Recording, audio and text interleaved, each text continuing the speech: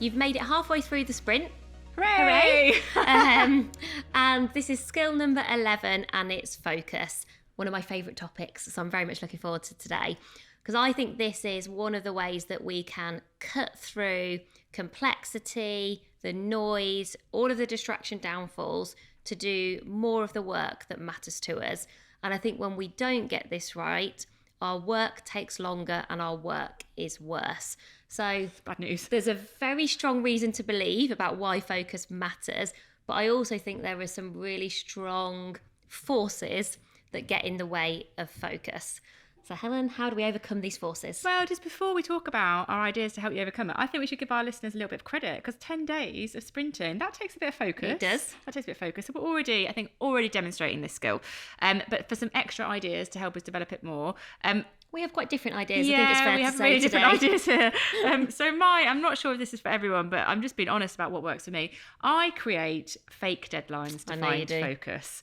So I find deadlines a bit like daunting, like the actual deadline. Like if Sarah said to me, like, let's take a book, because actually that is a very real deadline for us. It's kind of writing. The real deadline for our book, I find daunting, because it makes me worry about being late. But a fake deadline, so if I've got a deadline a month ahead of that, I find motivating. So weird. It's really, really weird. But I basically create fake deadlines for everything. I make lots of fake deadlines. In a week, I'll be like, I've got to get that done by the end of Friday. No one has told me that. It's a fake deadline I've created for myself. But it for me, just the way that my brain works, maybe it's like the do a bit in me, having that deadline, but without the pressure of it being a deadline that Sarah has imposed on me. I don't like a deadline to be imposed. Like, creating my own fake deadlines gives me something to focus on. And I have been doing this for a long time. Like, since we were at university together, and I would, like, when your things had to be handed in, I would always create a deadline that was a week in advance of the actual deadline, because I then found that motivating, and it was all gone and done, and everyone else was flapping around, and I was like, I'm done, without that stress or that pressure of the real one. So I know it's a bit weird, but I do find it really motivating and it really clear. Well, whatever works for you. Whatever works for you, that works for me. God, what works for you?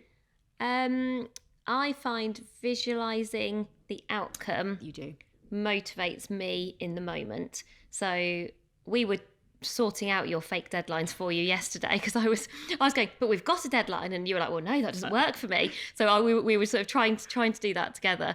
And then I was describing I'd been doing some writing that day, and I'd definitely been in a moment where distraction sort of threatened to get the better of me. I was in a really interesting environment. I'd actually gone to work in a gallery because I wanted a bit of space and I wanted the sort of stimulus. But also I wasn't feeling super energetic. When you're sort of not super up for things, so you're quite open to distraction in that moment. But then I thought about, but I want us to be writing the best book on learning for people's careers that they've ever read. And I want this to be really useful. And I imagine people reading it. I think about a reader. I think about somebody in that cafe reading that book. And if I don't find some focus and get started and spend time on it, how is that going to happen? You create fake deadlines. I wonder if I sort of create like fake fear. Yeah. It's sort of like, I was going to say, there's such a pressure. I would find that so overwhelming to think.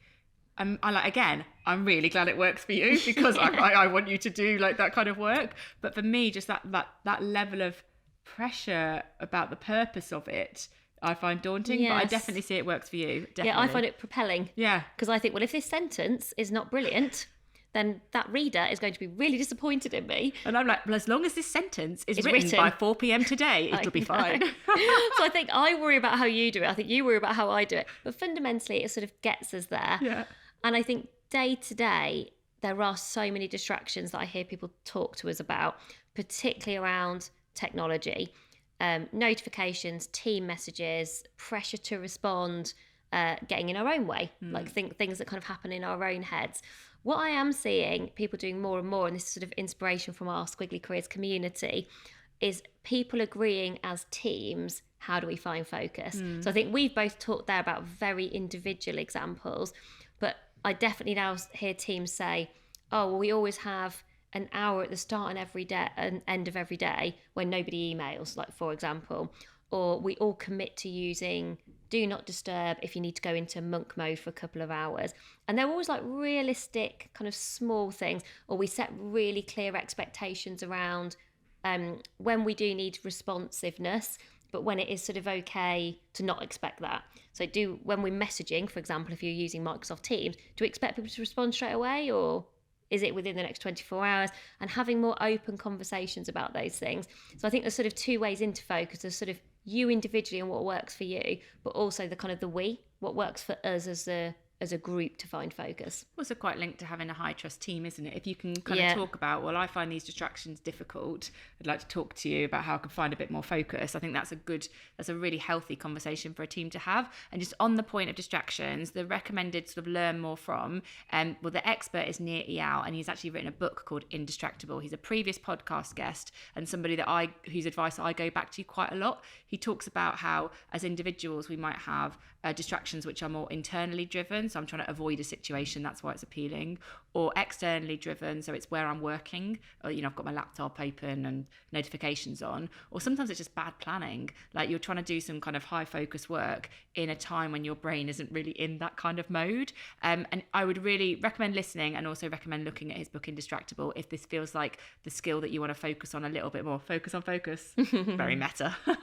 If that feels like the case, then go and have a look at Nir's work.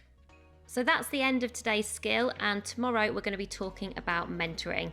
So thanks so much for listening. I'm back with you again soon.